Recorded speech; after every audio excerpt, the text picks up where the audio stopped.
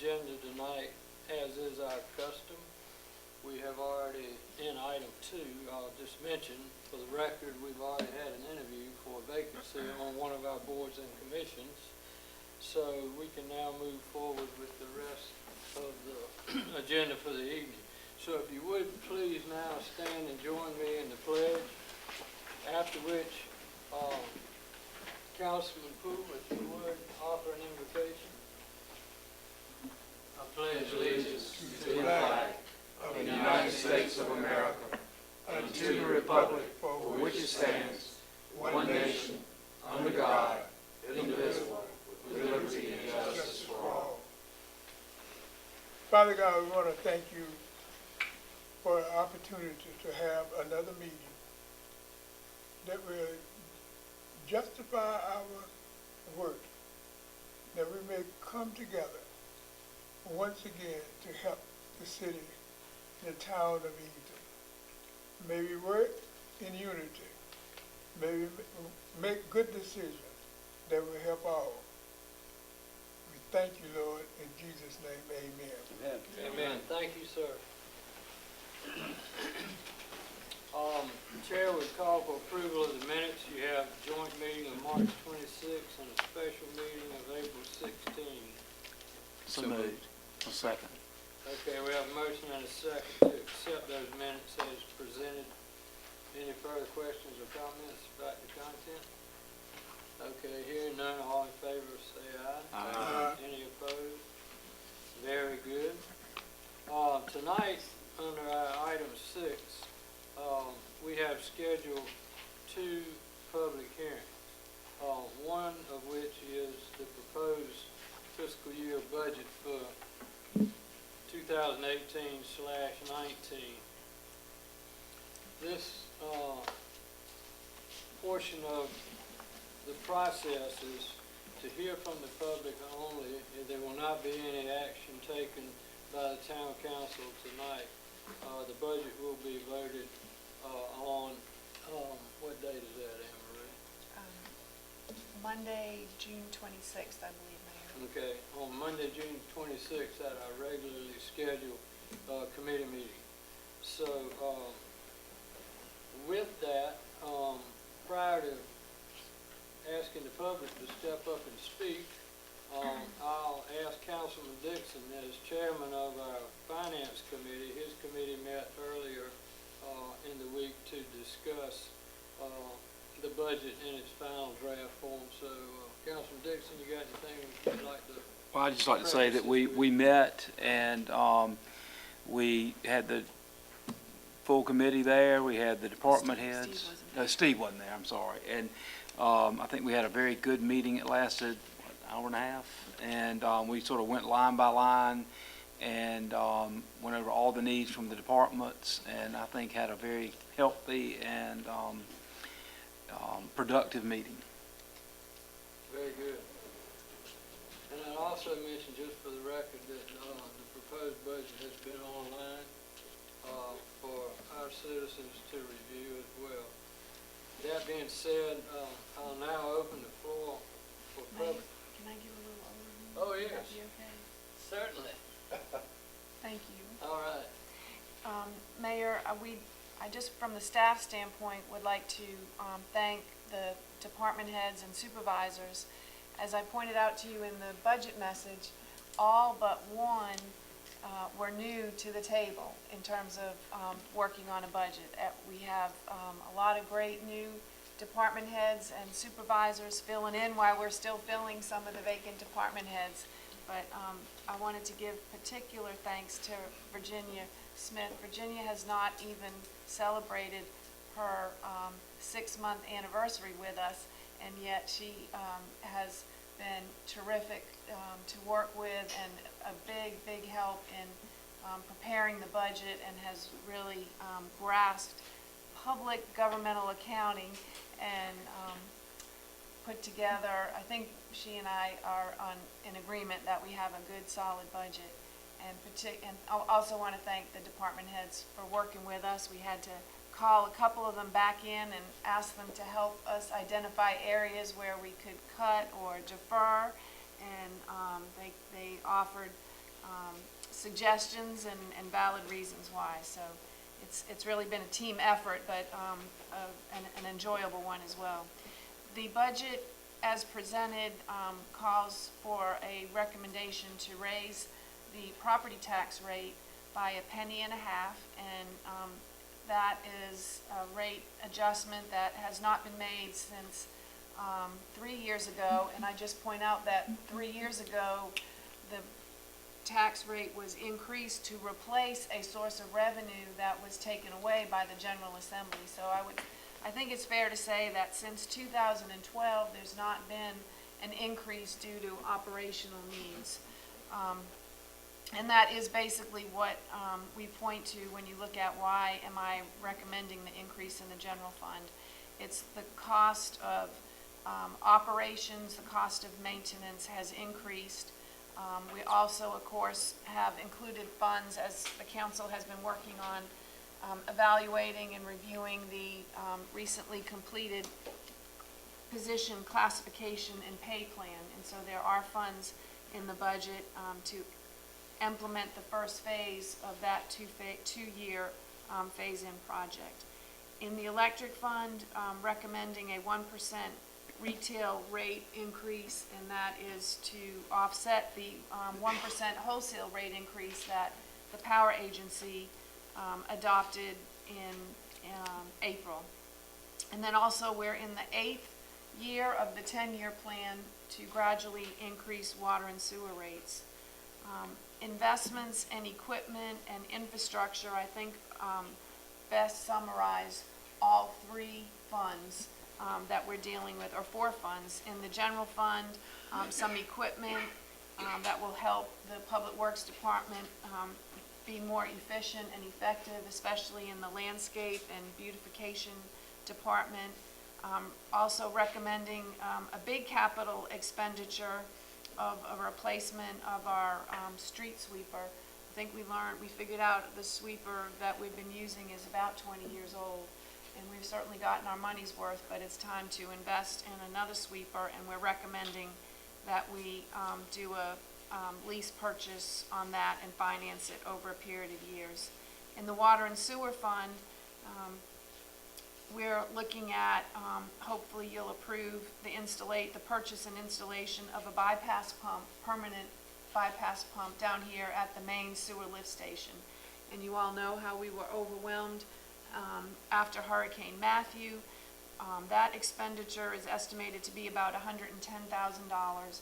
And we've spent the last year searching for grant funds, but we just feel like we got to get that pump installed. We can't wait any longer. That we want to be able to have a backup in case of another flood or a hurricane, and then also it will help us with routine maintenance and repair at the station. In the airport fund, you'll see the continuation of the fuel farm project and that a grant. We're very fortunate to have received a grant that will pay for phase 2 of that project to pave the apron around the fuel farm, and that project is expected to cost about $550,000. And in the Powell Bill Fund, and one of the councilmen asked the other day, what does Powell stand for? And that is the fund where we receive revenue from the state. We receive a portion of the gasoline sales tax, and our portion is based on our population and also based on the road mileage that we maintained, and it's distributed statewide. And the Powell bill, and that's named after Senator Powell, who I believe in the 1960s was the person who introduced the legislation that gave municipalities that source of revenue. But that fund includes phase 2 of your street repair and overlay surge program. And we've been informed, as you know from previous reports, that USDA has funding available for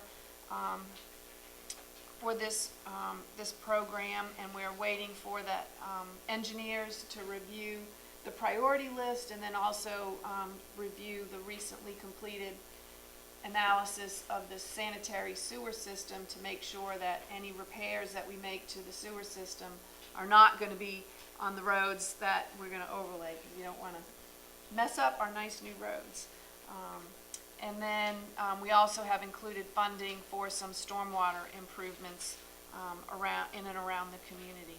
But I guess I'd just conclude, Mayor and Council, by saying that I do not make the recommendation to raise taxes lightly.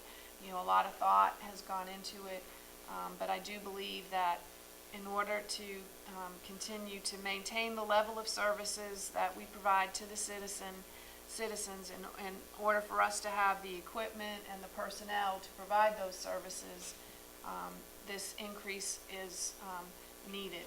And I just point out that 1.5 cents on the town's tax rate is approximately about $65,000. So that's how much money, new revenue, will be generated from that increase. So Mayor, I'm happy to answer questions. Look forward to hearing from the public. And again, the document is online and a hard copy is available at Town Hall as well. Do you recall how much it cost to lease those pumps when this one went down? It was quite an expense, wasn't it? I mean, relative to talking to support It was. what you're It was proposing to have a backup pump installed. It was in at least the $20,000 range, and that did not include any of the overtime that we incurred. Yeah. And that was just, you know, and that doesn't include the time and effort that we had to put forth to clean up everything that was damaged. So if we had the backup system, we would save a lot, not only money in leasing the pumps, but also personnel in terms of having to try to manage the overflows. Council members, do you have any questions relative to our manager's budget remarks? Just want to reiterate what our town manager's already said. Virginia has done a great job being here only 6 months. Thank you, Virginia, for all your hard work putting that together. Without question. Okay, thank you, Anne Marie. Now, since I jumped the gun, I'll go back to the public hearing. Having heard her summation of the proposed budget for the coming fiscal year, I will now open the floor for public comment. Inasmuch as this is a municipal budget, we would like the comments to come from our citizens. And when you take the podium, those of you who would like to speak, we just simply ask that you identify yourselves and where you live. So with that little bit of housekeeping, the floor is now open to anyone who would like to speak in favor of or in opposition to the budget as it is proposed.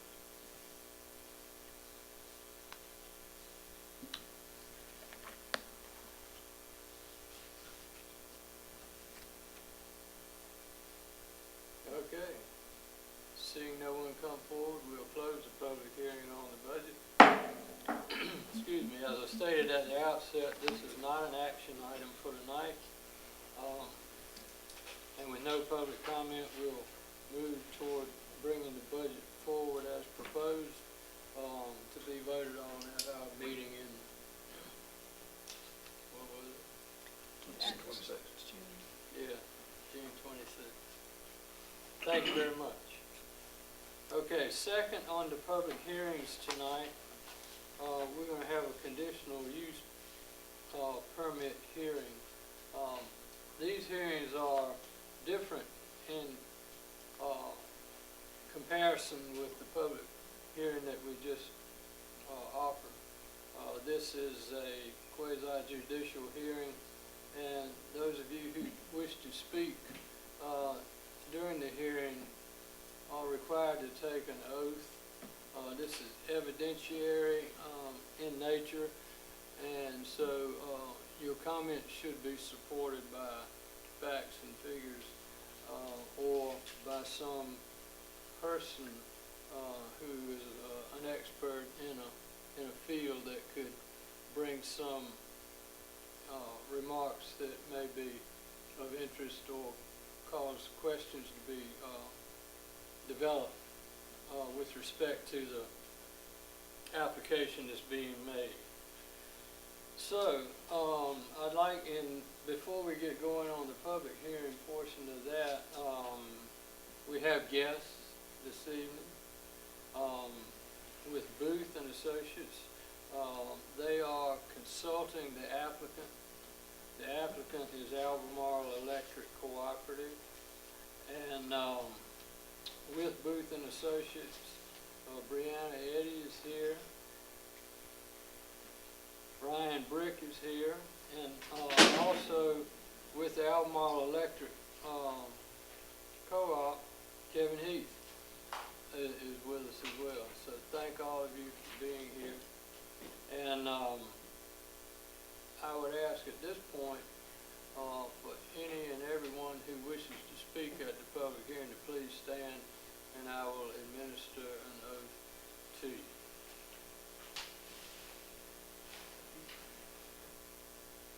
Okay, if you would raise your right hand. In the case before you this evening, do you promise in your remarks to tell the truth and nothing but the truth, so help you God? Yes. Very good.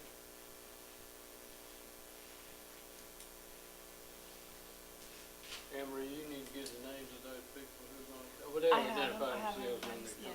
Yes, when thank they you, come Mayor. forward. Okay. All right, now, prior to that as well, Elizabeth Bryant, our planner, is going to give the staff report relative to the request being made with this case.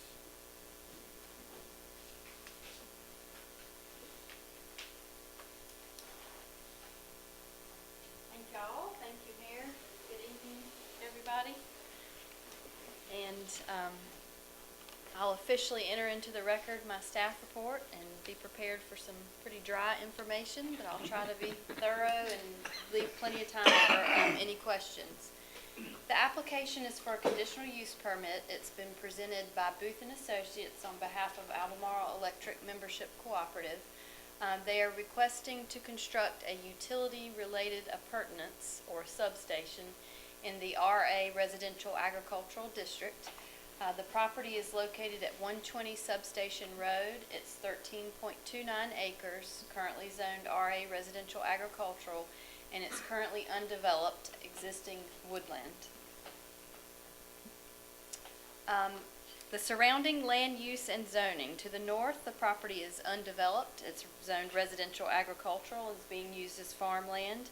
To the south, the property is undeveloped, zoned residential agricultural. We have US Highway 17 and some existing woodland. Also to the south, we have some R20 residential farmland and woodland. To the east, the property is both developed and undeveloped. It's zoned residential agricultural. There's one existing single-family home and then another parcel with woodland. To the west, the property is undeveloped, zoned residential agricultural with existing woodland and farmland. The existing land use classification and the land use plan goals and objectives as it relates to this application are that the existing land use classification of 120 Substation Road is forestry. The future land use classification of the property is low-density residential. The 2008 Edenton Chowan Land Use Plan denotes the following applicable land use and development goals: to balance growth and development and conservation or preservation of natural resources, to promote land use and public infrastructure development that is compatible with land suitability as well as capabilities to provide public services, and to promote diversified economic development. Further, based on these stated goals, the 2008 Edenton Chowan Land Use Plan gives a specific policy statement with regard to land use compatibility. The town shall maintain appearance and operational standards for non-residential developments located within designated highway corridors to provide landscaping and screening to buffer adjoining residentially used or zoned properties. That's policy B30. There's no zoning history on record for this parcel, and the applicable regulations of our Unified Development Ordinance, or Article 4, Permits and Final Plat Approval, Article 9, zoning districts and zoning maps. Article 10, permissible uses and permissible use table. And Article 11, supplementary use regulations. Some special information about the property, and you can see it has the red arrow pointing to it in this picture. That's 120 Substation Road. Municipal water and sewer services are not available. The property is within the town's ETJ, or extraterritorial jurisdiction. The property is being located within the ETJ, but town protection services are available. The subject property has frontage on Substation Road. It's currently undeveloped and used as forestry or woodland. The applicable, you'll note that Albemarle Electric Membership Cooperative has an existing substation on another parcel further along Substation Road. The applicant has indicated that the new substation will replace the function of the existing substation within a few years. The applicant intends to clear approximately 5 acres of existing woodland to provide a location for the substation and for access to Substation Road. The town's UDO requires the screening of incompatible land uses in Article 19, Section 307C. The applicant has indicated in their attached site plan, and they're going to speak more to this, that the intention is to preserve the existing woodland buffer that would remain after clearing in order to comply with this UDO requirement. And this section of the use table just shows you that this is an allowable use by conditional use permit proceedings, which is what we are undergoing now.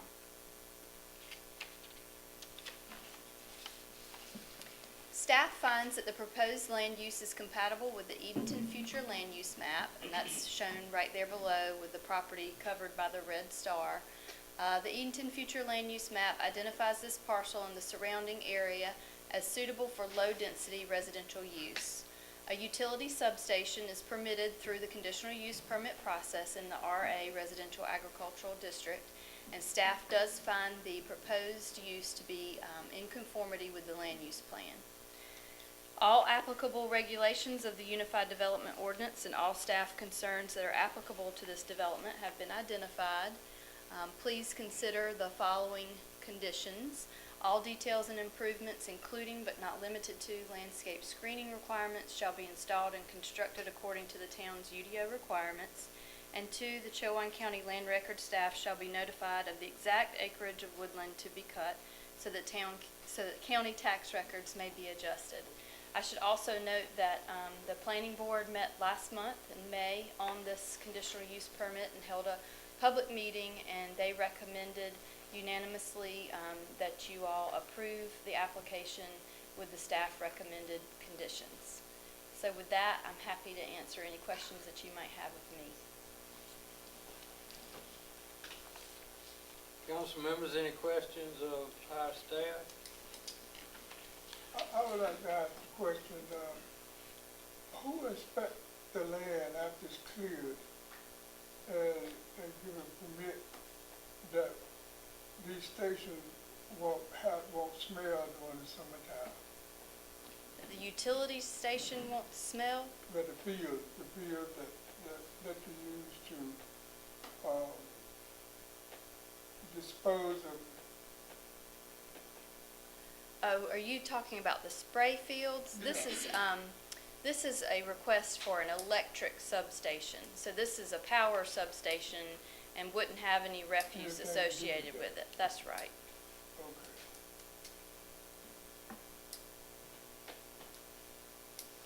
Okay. Any other questions or comments for Elizabeth at this point? Thank you, Elizabeth.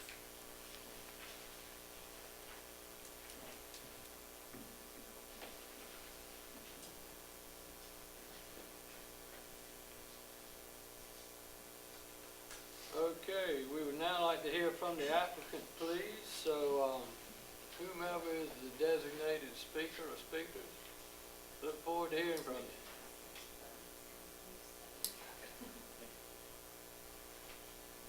I think the fact that this is on Substation Road pretty much seals the deal. Hi, well, good evening, Mayor, Councilman, and everyone everyone else in attendance. My name is Ryan Brick. I'm with Booth & Associates. We're the consultant on this substation project for Albemarle Electric Membership Corporation here to apply for a conditional use permit. Here's just an overview of everything I'm going to be covering today. We'll start with our project purpose, go over some of the comments we received from the Technical Review Committee back in April, discuss the quality of electric service improvements that we intend to achieve with this project, the existing property conditions along with the proposed conditions, some safety considerations, traffic considerations, and how this impacts public welfare. The purpose of the project is pretty simple. It's to improve the quality of service to Albemarle EMC customers in the area and to replace the existing substation that's on Substation Road right now in about 5 to 6 years. We were here for a technical review committee back on April 4th, and this is just a summary of some of the comments we were given then. As far as electric goes, this is outside of the service area of the town, so there were no comments on that. From the police, there were no comments regarding safety or security of the site. From Public Works, like Elizabeth said, there are no municipal services to this property, so there were no comments there. No comments from fire either. They assumed emergency vehicles would have adequate access to the site if need be. From tax, we confirmed that we will have to file valuation information once trees are cleared on the property. We're aware of that, and that's something we'll take care of when the time comes. And there were also no comments from building inspections either. The quality of service improvements that this project is hoping to achieve, the existing Albemarle EMC Edenton substation that's on that same street is about 60 years old and is at capacity right now. The new West Albemarle substation will immediately increase reliability and capacity by providing more reliable transmission source to the aging Edenton substation. This will help alleviate capacity concerns by facilitating the transfer of some of its load to a new substation. And eventually, the new West Albemarle substation will replace the existing Edenton substation, allowing for its retirement. And I'll show you in a minute some pictures of where the existing one is relative to the new one that we're proposing. The existing Edenton substation is planned to be dismantled after retirement, and what remains on the site will be maintained by Albemarle EMC. The new substation property, she showed you a picture of it before. It's right up here off of Highway 17. It's just a picture of where it is relative to the rest of the town. I know Elizabeth already kind of covered this, but this is just an excerpt from the Edenton UDO showing that substation is an approved, or is a permissible use within the RA zone with a conditional use permit, which is what we're here to apply for. So the new substation property is outlined in blue right here. That's the parcel they plan to build on. It's off this small side street called Substation Road, which is just north of Highway 17. The existing substation is at the end of Substation Road here, outlined in this little red box.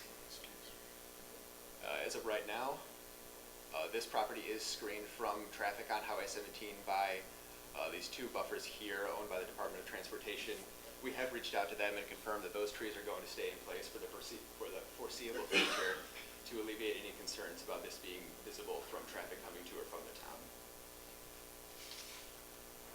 The existing substation property, this is just a kind of an up-close look here. It's sitting out in the open on a gravel pad right across the road from this single-family residence here, just north of Highway 17. This one right now actually is visible from the road, right where the power lines cross over the highway. There's a gap in the trees where you can see the substation. And eventually that equipment's going to be dismantled. The new substation property that we intend to build on, again, it's right here shown in blue, just north of Substation Road. These are some pictures that I took in April when we came here for the Technical Review Committee. This is looking down Substation Road. You see it lined on trees on either side, so it can't be seen from anywhere else but on that street. This is standing on Substation Road looking towards the property. Right now it's undeveloped woodland, as you can see here. And this is if you're standing on Substation Road looking towards Highway 17. You can kind of see the on-ramp through the trees, but you can't actually see the road, so they won't be able to see through to the substation itself.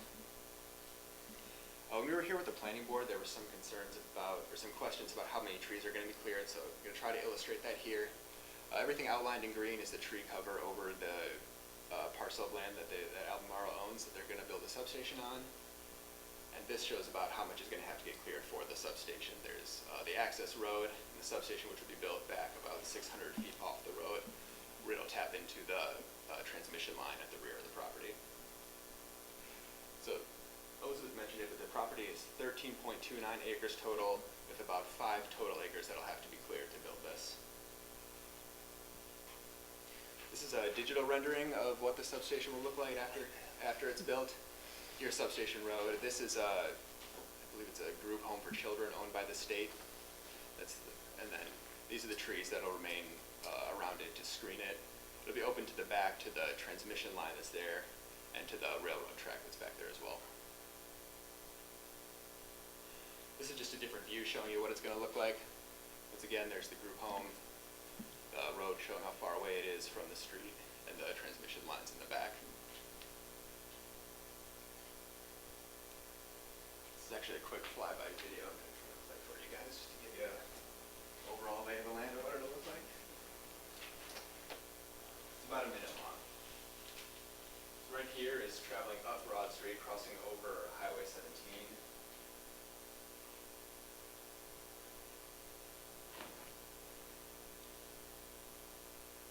Now it's about to turn left onto Substation Road off of Broad Street, traveling down Substation Road. Going past the group home here to the substation property. These are the transmission lines that will eventually get built to connect the substation to the service. The equipment that's shown here, that's not actually what it's going to look like. This software doesn't have the ability to render the actual electrical equipment that we're going to build. But this is just kind of a placeholder to show you about the size and location of it.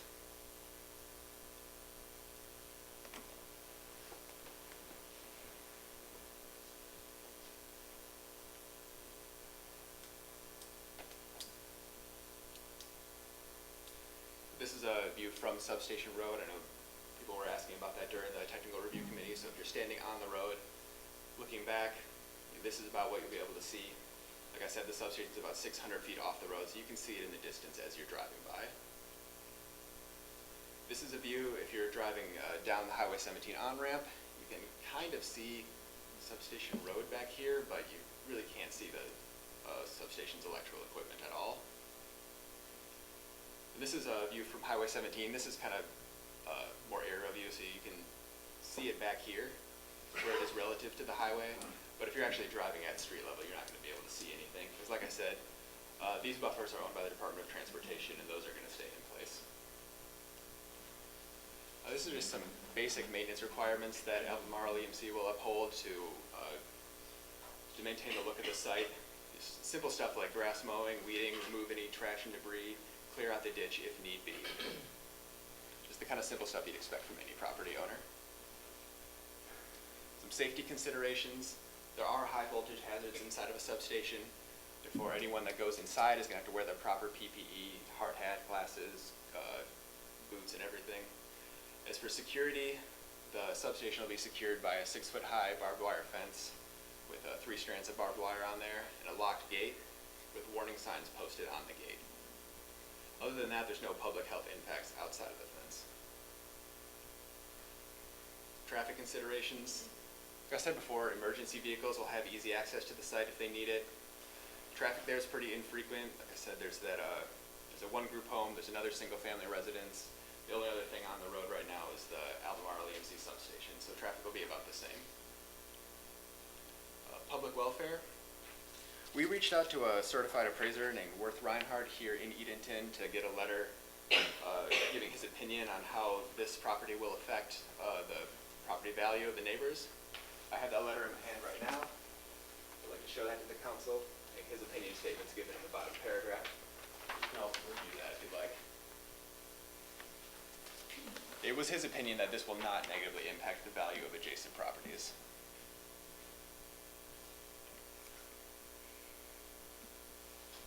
So in conclusion, we believe that this project will benefit the local Albemarle EMC customers with minimal impact to the community, as shown in that letter there. And with that, we ask for the council's consideration for the conditional use permit.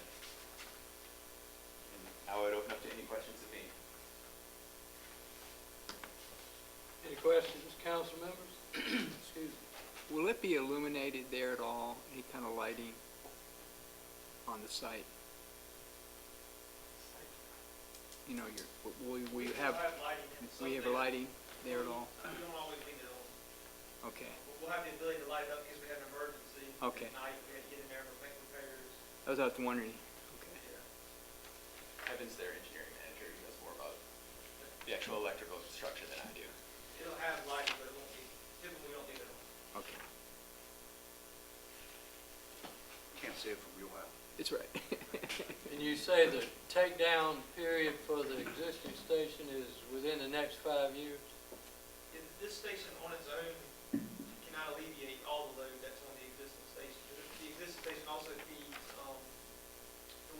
the northern Chowan area as well. Okay. It will require a second station built in the northern Chowan area to completely be able to dismantle the existing station. I got you. This one here immediately was alleviate load, but our plans are within the next 5 to 6 years to build that second northern Northern one. station that would then allow us to totally dismantle the Okay. Any further questions of the applicant, council members? Thank you very much. Thank you, Mayor. We appreciate it, Ryan.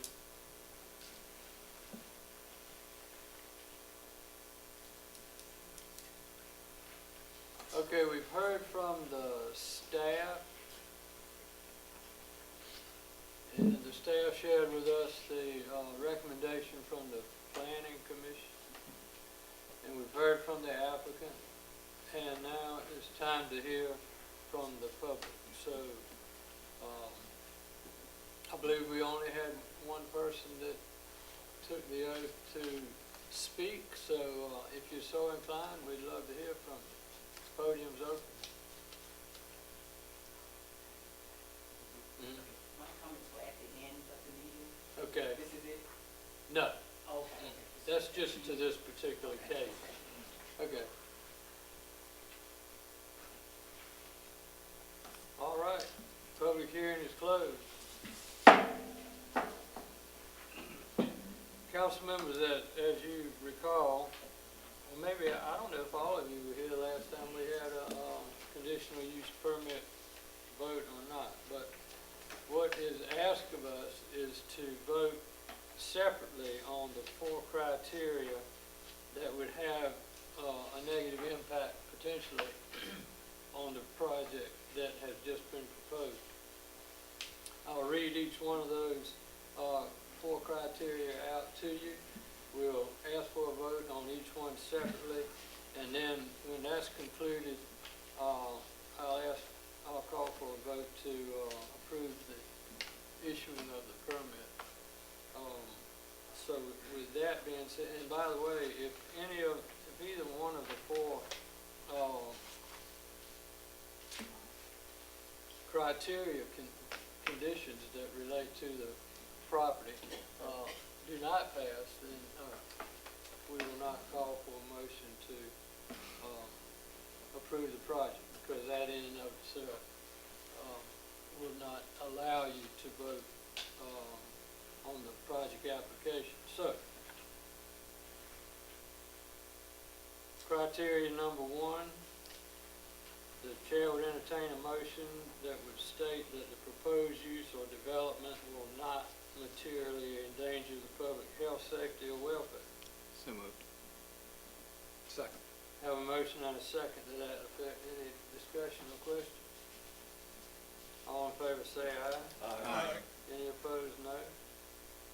All right, the second criteria is that the proposed use or development will not substantially injure the value of adjoining or abutting property. So moved. Second. Motion and a second that the project will not devalue the surrounding property. Any further questions or comments? All in favor say aye. Aye. Any opposed, no. Third criteria, the proposed use or development will be in harmony with the area in which it is to be located. So moved. Second. Motion and a second that it will be in harmony. Questions or comments? All in favor, aye. Aye. Any opposed, no. And finally, the proposed use or development will be in general conformity with the land use plan, thoroughfare plan, or any other plan officially adopted by the town council. So moved. Second.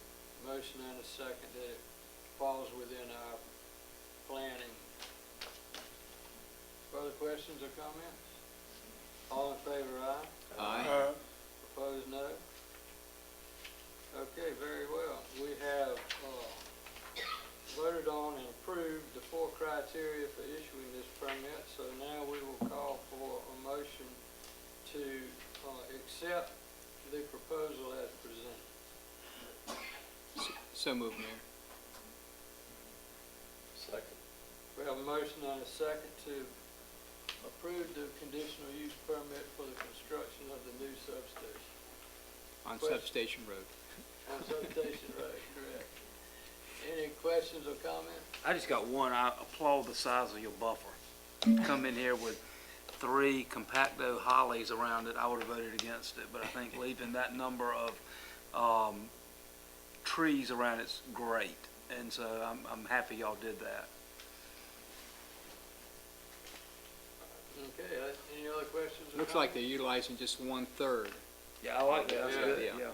yeah. Okay, all in favor of the motion to issue the conditional use permit, please say aye.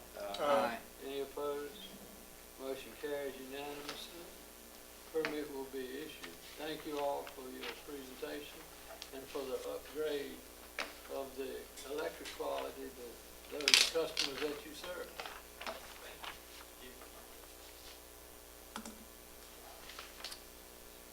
Okay, moving on now to reports from our earlier previous committee meetings. We had 2 committees that met at our committee session. The administrative committee is chaired by Councilman Biggs. Craig or Elton, were you here for that meeting, Elton? Yeah, you were.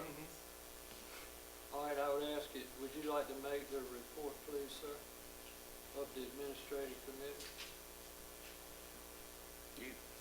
Or I can call on the town manager if you prefer. Let her. All right. I got the next one. Okay. Mayor, the administrative committee reviewed the renewal of the employee dental insurance plan at the last committee meeting, and there is a rate increase, but that is, when you couple with the rate decrease for the health insurance premium, overall the town is saving money on the overall health insurance plans. But we feel like we have a good dental plan. I think, Tammy, was it about a 9% renewal rate increase?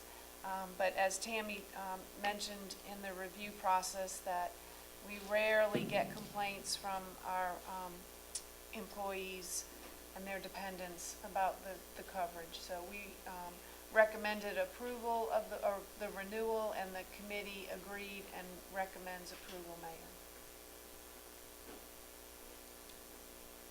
Thank you, ma'am.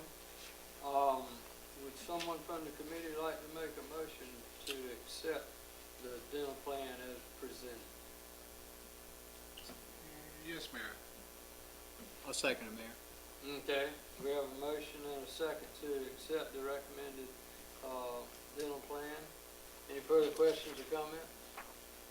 All in favor, aye. Aye. Any opposed, no. Thank you very much.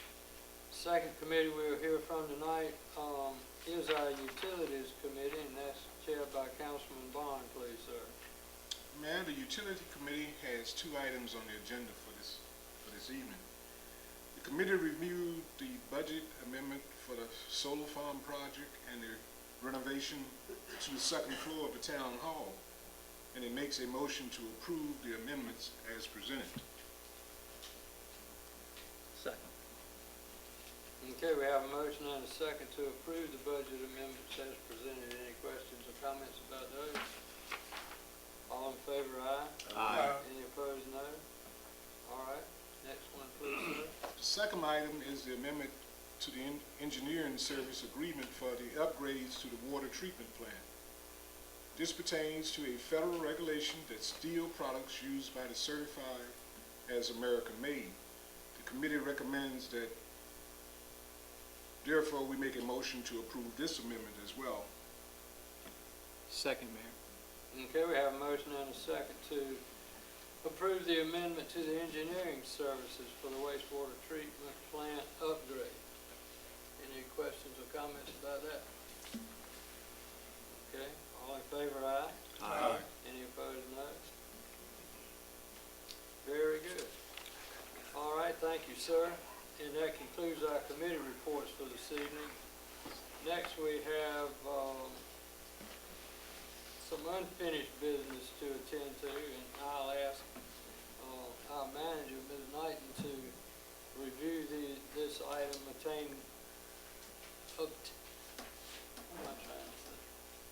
Pertinent to our personnel policy. All right, Please, Mayor, ma'am. and I'm happy to have Tammy Woodley with us tonight. She's been helping and assisting drive this project, so thanks for being here, Tammy, and thanks for all your help. It's been a big project working with the MAPS group, the consultant that you all hired to review our job descriptions and update the position classification plan, as well as the salary compensation plan, and to update our personnel manual.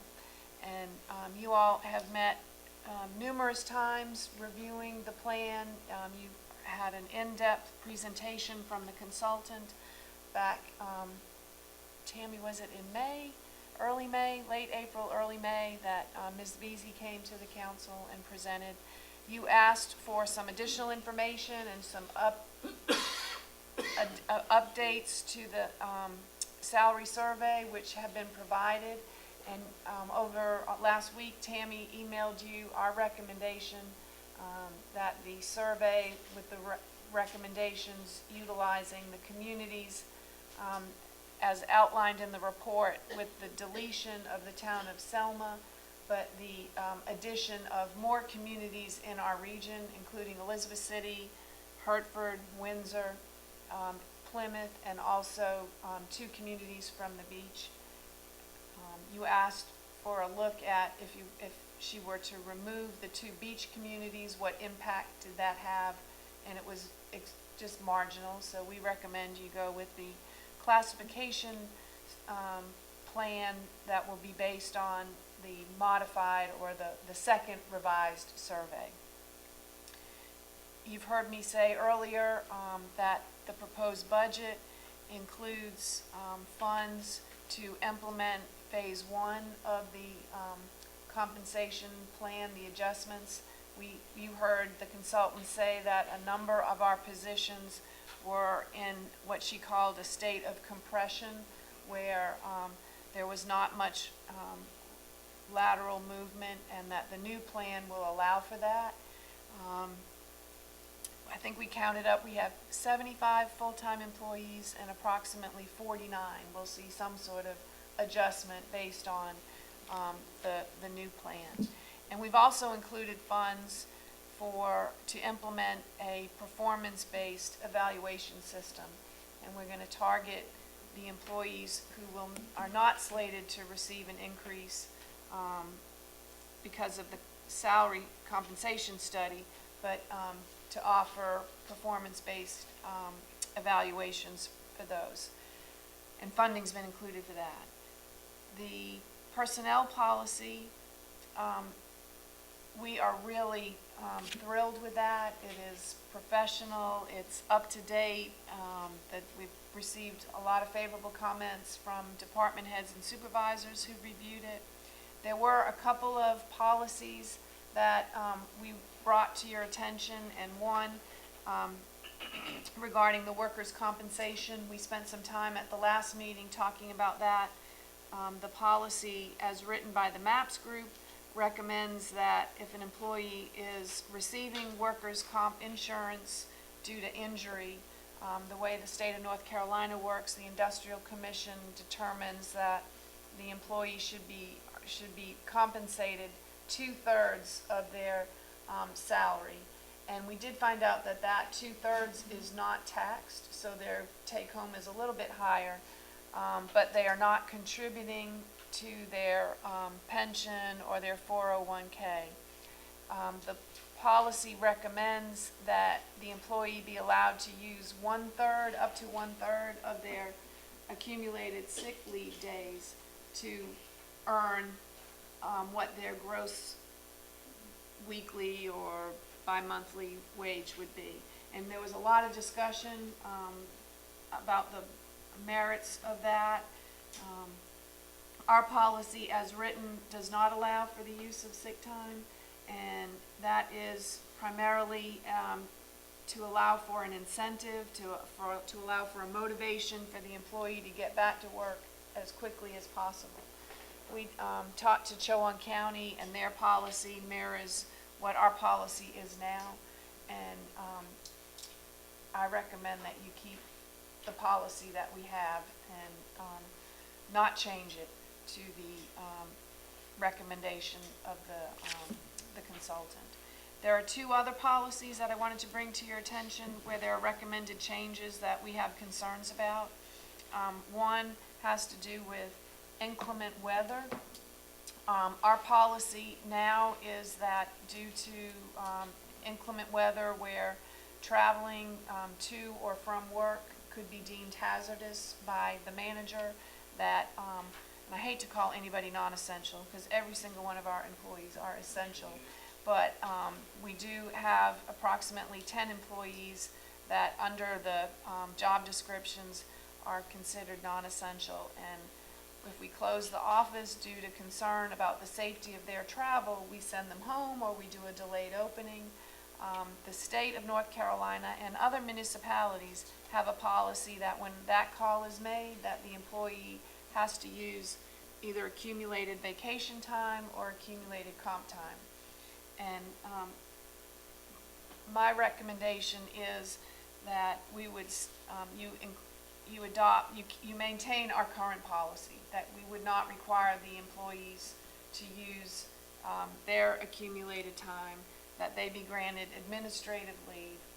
It's through no fault of their own that they can't get to work. It's, act of God, it's weather, it's my judgment, and you all know I'm from the north, and even though I've been here a long time, I still think that hazardous driving, I still have to learn what's hazardous and non-hazardous. So I try to, I think hard about the decision. I get advice from the emergency management coordinator, and I rely heavily on my county manager friend to make that decision, but it's always with the interest of the safety of our employees. And I think as a gesture and a recognition of the great work that they do, the extra effort they give when we need to stay late, come early, work at special events, that we maintain our current policy. And then the last policy I bring to your attention that's recommended in the proposed manual has to do with sick leave. And the consultant is recommending that all employees earn 1 day of sick leave a month, up to 12 sick days a year. And our policy is that employees, after 5 years of, employees, when you first start, up to 5 years, earn 12 days a year. When you've achieved more than 5 years of service and up to 10 years, you would earn 15 days a year. And then employees with 10 or more years of service earn 18 days. And Tammy and I talked about this, and first of all, we like to consider ourselves a family-friendly employer, and our employees have families, and families have doctor's appointments and medical issues and child care issues, and sick leave is a valuable, important benefit to our employees. We also encourage our employees to save their sick leave and use it as a short-term disability. When the consultants were here the other day talking to our employees about optional optional insurance plans, I was proud of your broker, the consultant. He reminded the employees that not all of you need to buy short-term disability, because look at how much sick leave you have in your account, and that's an important benefit, and it helps employees save the cost of having to purchase short-term disability.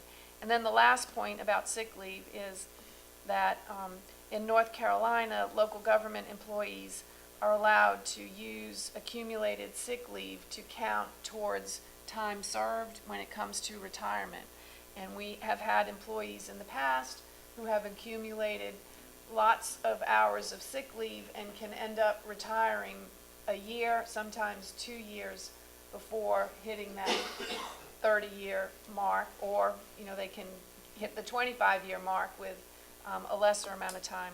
So it's a benefit to the employees, and I would think that if you all changed it, it could be seen as something that is negative to the employees. And you all, the benefits that you provide to the employees are fantastic, and I don't know that it would cause a lot of grumblings, but I think people would be, quite frankly, disappointed.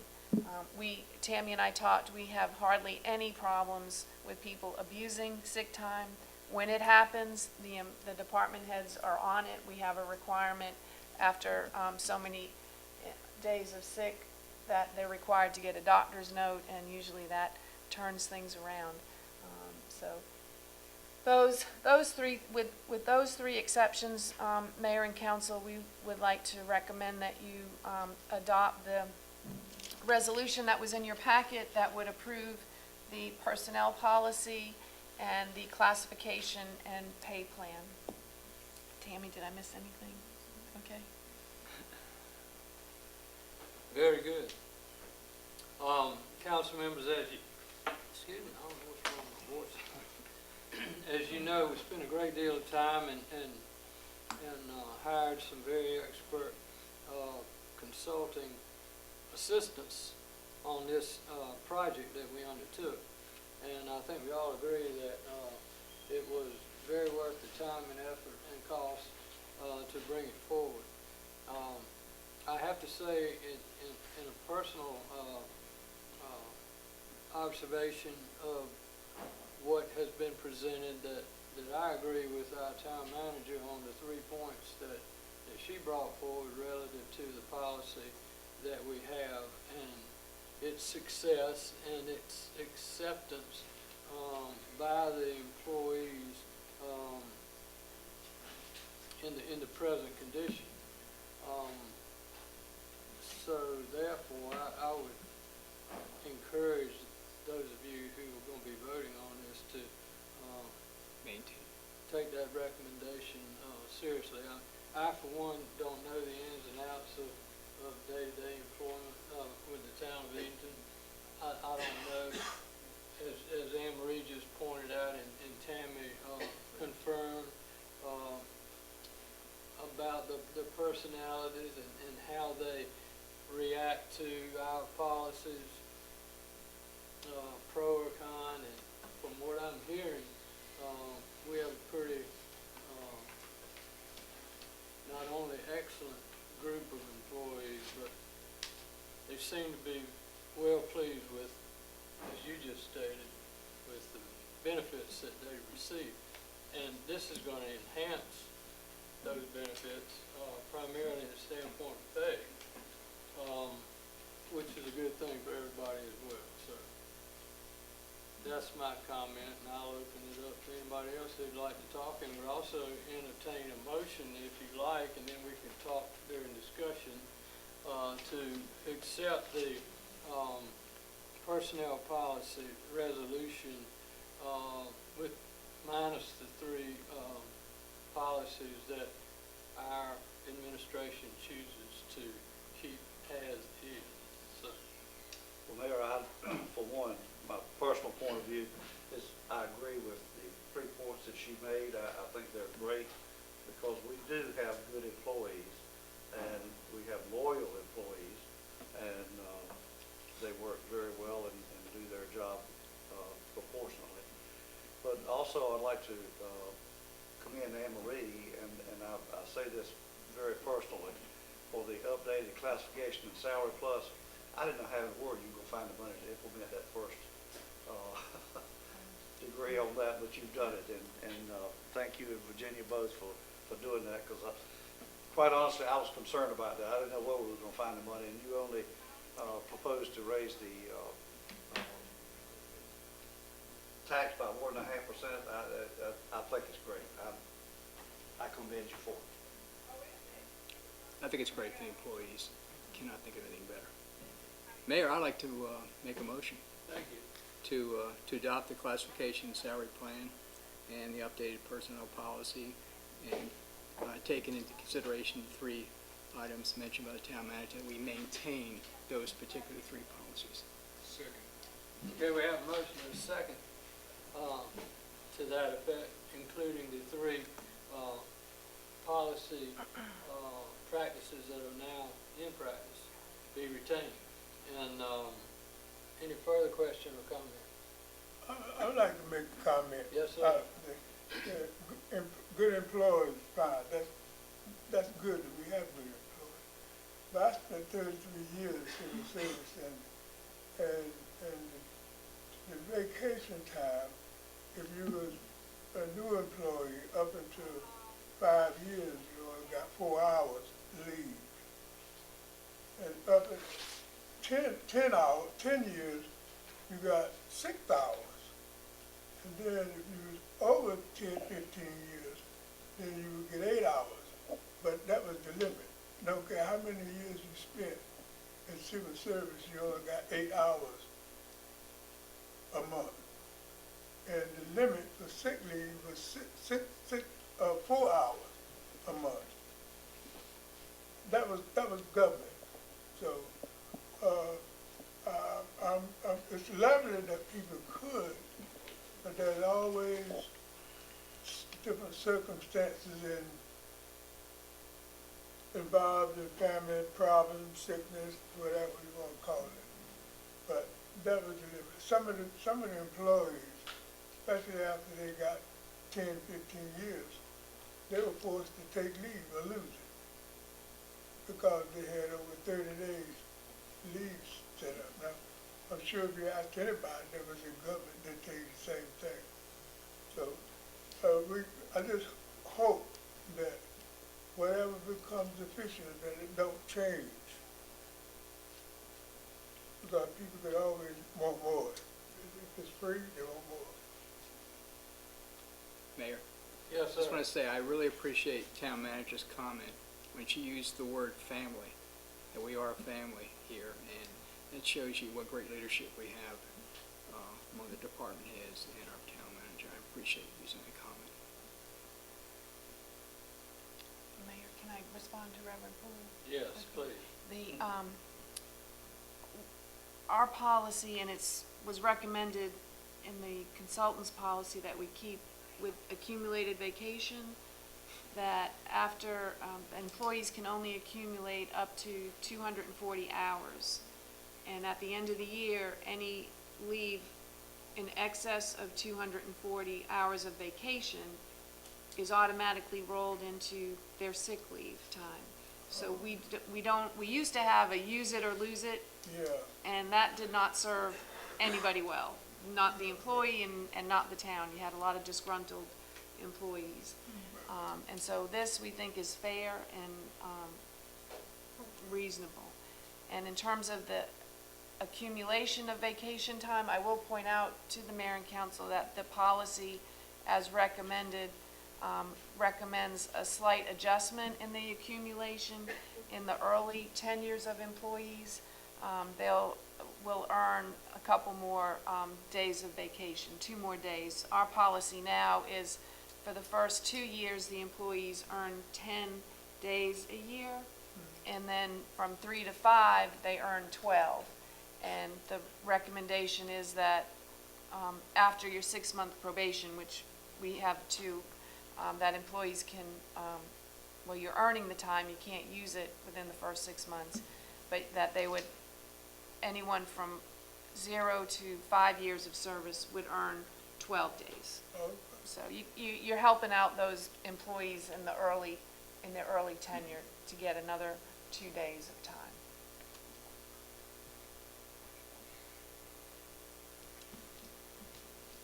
Anybody else have any comments they'd like to make? So we have a motion and a second. All in favor of the motion, signify by saying aye. Aye. Any opposed, no? Very good.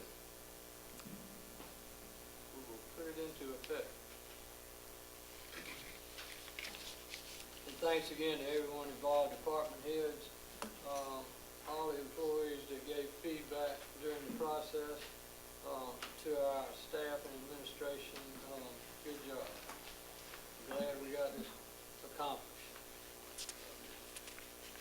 Okay, next item, new business. Anne Marie, there are 3 items there, and I would ask if you would please cover each one of them for us. Happy to, Mayor. The council will remember a few months ago, you received an offer from Blair Peters and her husband, who are renovating, restoring a home on the 300 block of West Church Street to purchase the vacant lot that is adjacent to their property. The town owns that lot, and there is a large stormwater pipe that runs right down the middle of the property, so it's deemed unbuildable. The Peters plan would be to be able to have additional land to install some fencing for a dog, I think that they have. And we had to go through the upset bid process. You authorized us to publish a notice outlining ways in which anybody else who might be interested in the property could submit an upset bid. The time passed that was allowed for the upset bid process, and no upset bids were received. And so we have prepared the resolution for you tonight, authorizing acceptance of the offer to purchase the property, which is $6,479, which is the tax value of the property. Okay, thank you, ma'am. Chair would entertain a motion to accept the upset bid as just described. So moved. Second. Thank you. Any further discussions, questions? The property out there is really looking good. The It house is really is, really, yeah. It'll be nice. and like Anne Marie says, it's really enhances our Mosley Street redevelopment zone area. Just what we were hoping for with redevelopment zone, Yeah. right? Okay. All in favor of the motion, say aye. Aye. Any opposed, no? Very good. Budget amendments, please, ma'am. Mayor, the finance officer prepared budget amendments for you pertaining to the airport fund. As you know, the new fuel system went into operation, and we were trying to manage what fuel we could buy to have a minimal expense as we quickly approach the end of our fiscal year, which is June 30. And we have been informed that there may be some large corporate jets landing and taking off, and that it would be mighty embarrassing to have our brand new fuel system and not to have enough fuel to fuel up some of these jets. So we were able to prepare a budget amendment, and we're anticipating revenue from the state paying the back rent on the lease from DOT, and then also we had not spent all of the money that we had budgeted for liability insurance, and also for the some maintenance work at the terminal. So Virginia was able to prepare the budget amendment to allow for the purchase of some jet fuel, and we recommend approval. All right. Second. You got a motion and a second? You know, Second. Oh, I'm sorry. Okay. Any further questions or comments? All in favor say aye. Aye. Any opposed, no? Very good. All right, and the final item under new business would be a proclamation. Please, ma'am. Yes, Mayor, the North Carolina Insurance Commissioner has set June 23rd, Saturday, June 23rd, as Smoke Alarm Canvassing Day. And this is a new, a one-time event.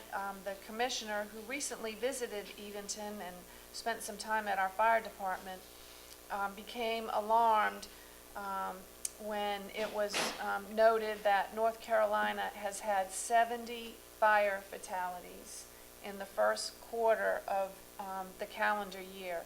And many of those fatalities were in dwelling units where there were no working smoke detectors. So they put out a call for fire departments to participate in the canvassing day, and we responded. I think they selected the first 30 departments, and we were one of the first 30 to respond. And so we will receive 60 free smoke detectors at a value of approximately $1,000. And the fire department personnel are working on a plan to canvass neighborhoods and distribute and install, if we can, smoke alarms to residents identified as living in dwelling units without detectors. And so we want to raise awareness to this event on June 23rd and ask that you adopt the proclamation declaring June 23rd as Smoke Alarm Canvassing Day in the town of Edenton. All right, do we have a motion? So move, Mayor. And a second? And a second. Thank you. Further questions or comments? All in favor say aye. Aye. Any opposed, no? All right, we proclaim on June 23rd. And thank you to the Insurance Commissioner's Office. Okay, item 10 in the agenda, under the agenda tonight rather, is those items that you, council members, consider timely and important. If you have anything you'd like to share with your fellow council members, Mayor, let us hear from you. I have just one item. Okay. Can you kind of give us a progress report on the Brupo situation? That's it. Yes, I'd be happy to. Mr. Glover hired a certified inspector to inspect the building, and that inspection was done probably about 40 days ago. And we received a copy of the report, and Mr. Glover is also doing some additional due diligence. As a matter of fact, today, I believe, he hired and had a contractor to go through the HVAC equipment. I received an email from Mr. Glover's attorney late last week saying that they're continuing to do their due diligence and they hope to be in touch with us shortly. As a matter of fact, I kind of anticipated a question about when, so I sent the email, the attorney, a message asking for a time frame. So I'll hopefully have that to report to you in the management report this week. So. I got one, Mayor. Yes, sir. It's a question that people won't stop asking. Are we any closer to getting another grocery store here?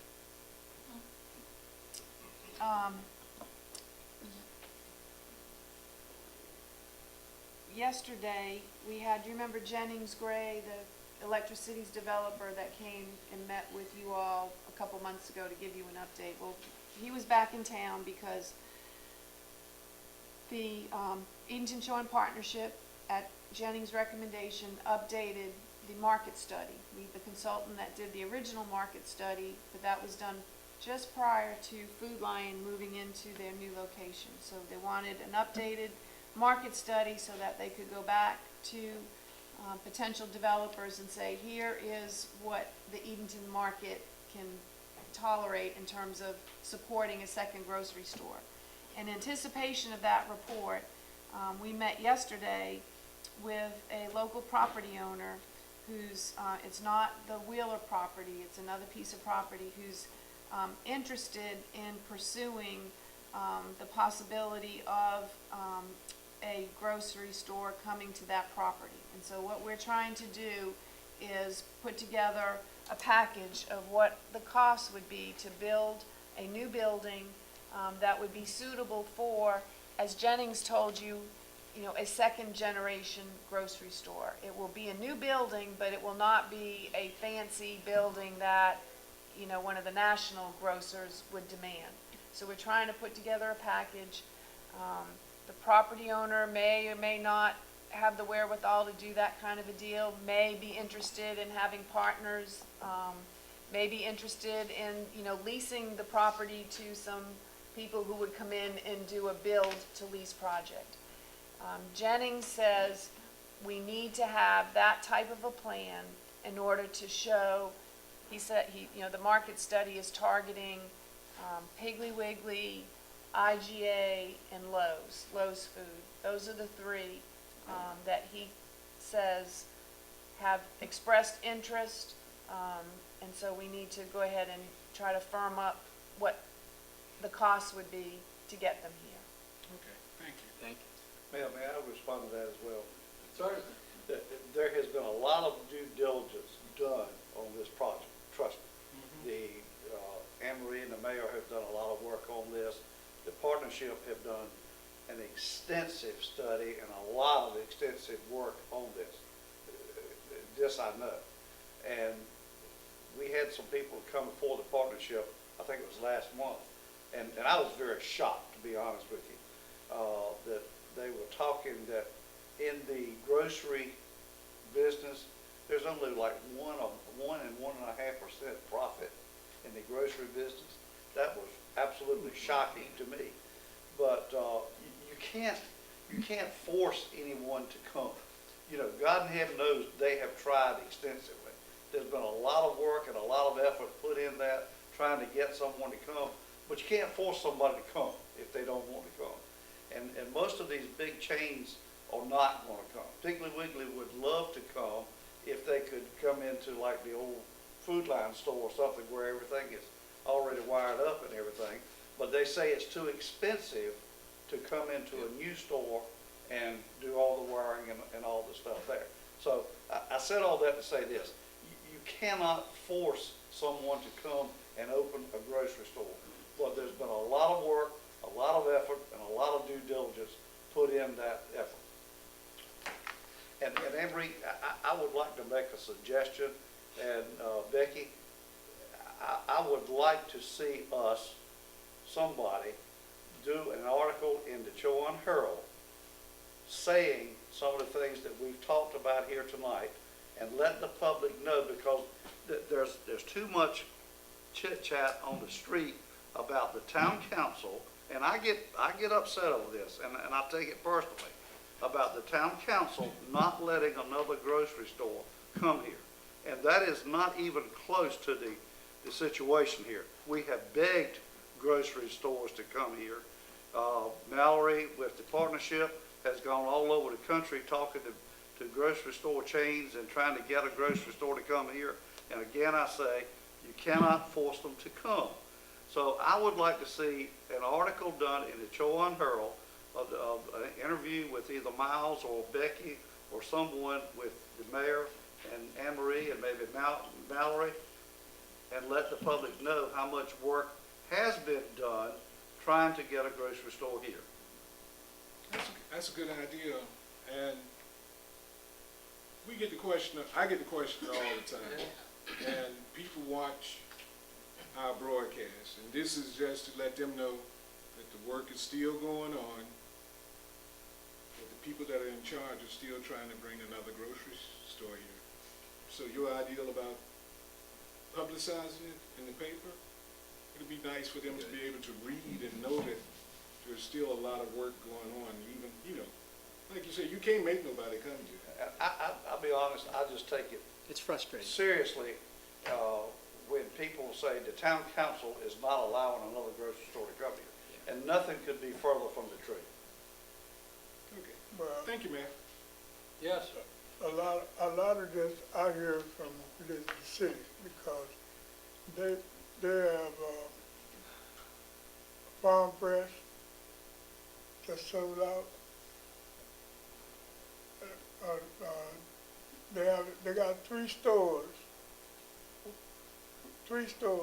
that is, what is it? We got a store here that, only one store.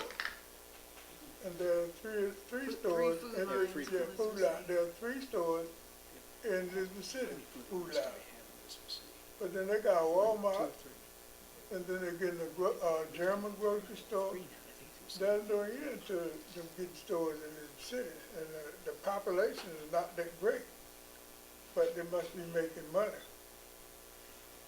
Well, But the there's no population is a lot bigger. There's, you know, 40,000 people in Pasquotank County is Yeah. compared to And, 14 in Chowan, so,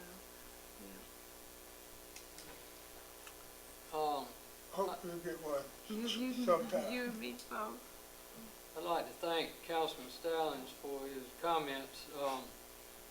He serves on the Eden and Chowan Partnership Board of Directors, as do I, and his comments are very true, and as he stated, and I'll support, one of the things we did most recently was to ask the consultant to bring us a fresh report, since the other one was close to 3 years old. And it's remarkable, some of the changes that have gone on within the industry. A lot of consolidation, but the point that we got, I thought, from the last report from the marketing guy was that the demographics that we have in this community are suitable for what we have. The type of store. The idea that a Publix, the idea that a Whole Foods, the idea that a Harris Teeter, the idea that, as Councilman Stallings said, any national brand is going to come in here and build a nice new store. It ain't going to happen. I'm convinced of it. I've heard it too many times from a guy who does this for a living. Ship has sailed. And the independents, as Anne Marie named, are the ones where we do have a very good chance of attracting someone who would either build, buy, or lease a facility here to offer our citizens and regional customers a choice. But that work is ongoing, as was stated, and we'll just keep you posted from time to time. Thanks for bringing it up. But it's frustrating to all of us. But anyway, might as well be realistic while we're at it. All right. Anybody else have anything from the council side of the table?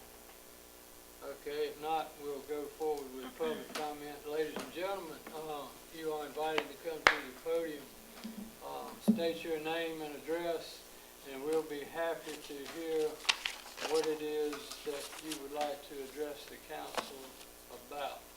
So that being said, I'll open the floor for public comment, and if you would come to the podium, we'll be happy to hear from you.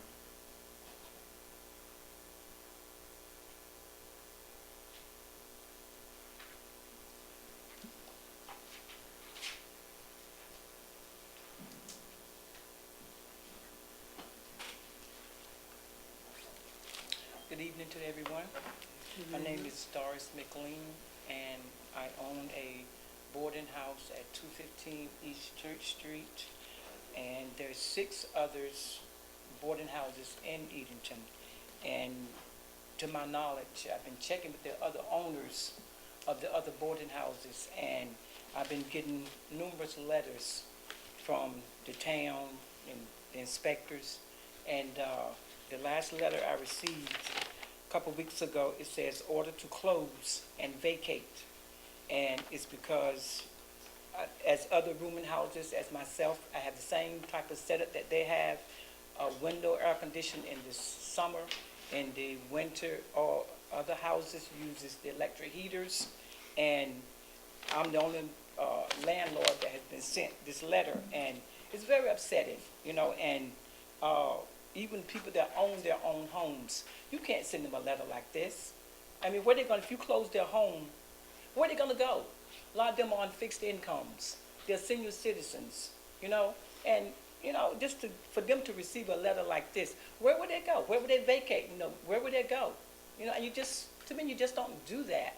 And I'm just being singled out, because the other rooming houses, landlords have not received any mail the way I have, and I talked to Anna Marie, and the letter says that I have to have a heating unit in there by August, the end of August, and I explained to her, if I do, install it, the work is done in the attic.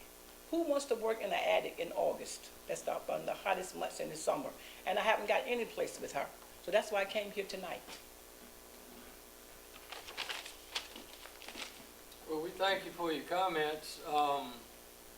Unfortunately, I would ask our building inspector to address some of your concerns, but he's not with us. Anne Marie, is there anything you would like to say relative to the comments we heard from Ms. McLean? I do know that this has been an ongoing effort to work with you to try to resolve the problems that the building inspectors identified in your property. But anyway, I'll let Ms. Knighton address those because she's very familiar with them. As I've tried to explain to Ms. McLean, that we are not targeting her. We received a report from a town official, the police chief, that he observed some code violations back in the late fall, early winter. And so we asked Ms. McLean if we could have permission to do an inspection. She did not grant us that permission, so we had to resort to using some tools in the ordinance and ultimately had to seek an administrative warrant to go into the house and observe. The building inspector was able to document the code violations that the police chief observed, and then noticed other violations. And so that's what promulgated the letters that Ms. McLean has received. There was a hearing back in the early part of the calendar year. I think it was in early February, and Ms. McLean was given so many months to repair the various violations, and most of those violations were repaired, except for the final one, which was to comply with the minimum housing code, which requires heating system. And the heating system that was used, that was observed when the building inspector made the inspection, does not comply. You're not being targeted. We have a plan to inspect the other rooming houses as well. It's taken a lot of staff time to get to the point where we are with your project, but we're in no way, targeting you. We want to make sure that all of the rooming houses are safe, and I know you are concerned about the safety of your tenants, and based on the concerns that we saw at your home, we want to inspect the other dwelling units because they're susceptible to suffering from some of the same code violations that were observed in your dwelling unit. I appreciate that you're concerned about the contractor's well-being, about doing work in the summer in an attic. We talked to the building inspector when you asked for an extension after you were granted an extension from the council, where you told me that you were going to have the work done within 30 days, so the extension was granted from April till May, and then you asked for an extension until sometime in the early fall.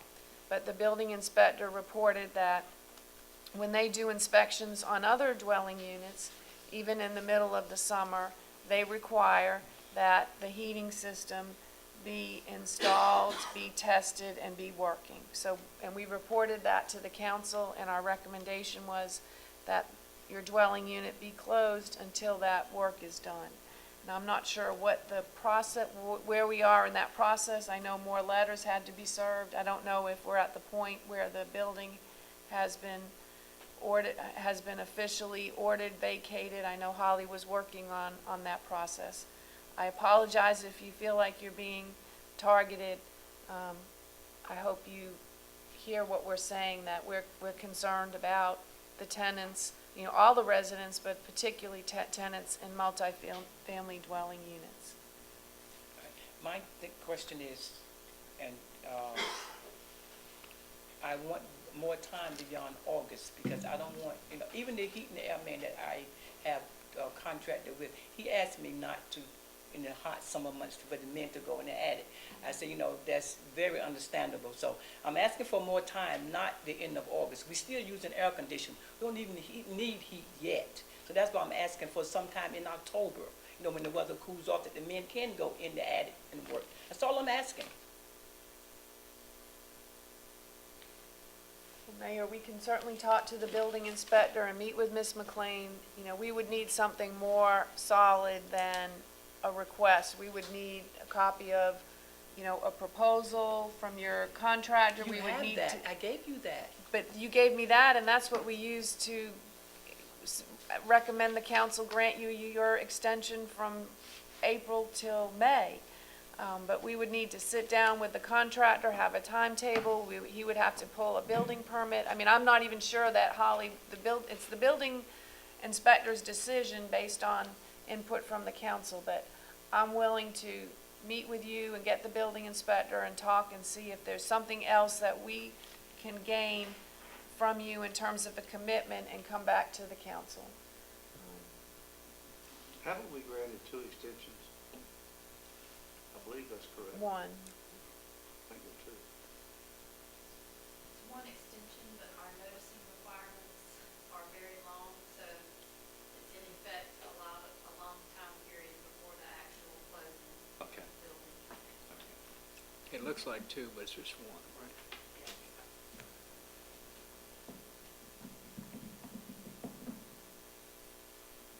Okay, we'll do that. We'll take it under advisement and schedule a meeting to meet with you and whatever contractor you have, who'd be willing to make the installation.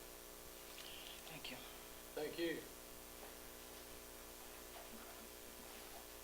Anyone else have anything they'd like to say to the council? Hi, my name is Joe Liotta, 116 West Gale Street, and I wasn't planning on saying anything tonight, but I think it's important to say this. I want to thank Councilman Stallings for his comments before. It's really important to get information out to the public, and most of us know that you guys are doing a lot of hard work behind the scenes, but we don't hear that. And I think it's a great suggestion that you made to get something in the paper that says, here's what we've been doing. We're not just sitting around. So I really want to thank you for that from the public's point of view. I'd like to add, we'd also need information if you guys could do it on the Food Lion Shopping Center, the old Food Lion Shopping Center. I know you're working on that too, but you know, it's clearly a blight on the community. And we all live here, you know this. But we don't hear about what's going on. And to your point about the grocery stores and the small amount of money they make, in a previous life I worked in grocery stores. It takes 10,000 people in an area to support one grocery store. That's the reason why Elizabeth City has 3 or 4 grocery stores with 40,000 people up there, and we don't. And you're right, a big store is not going to come in here with 14,000 people and a Food Lion in here. There's not enough people here to support a bigger store. But most people don't know this. So the more information you can get out like that, I think the better we all are. So thank you, Councilman. Thank you, sir. Thank you, sir. Anyone else would like to address the council this evening? Okay, seeing no one, I'll close the public comment portion of our agenda and entertain a motion to adjourn. So moved. Second. All in favor, aye? Motion carried. We adjourn. Thank you all very much for your participation and input tonight. We'll see you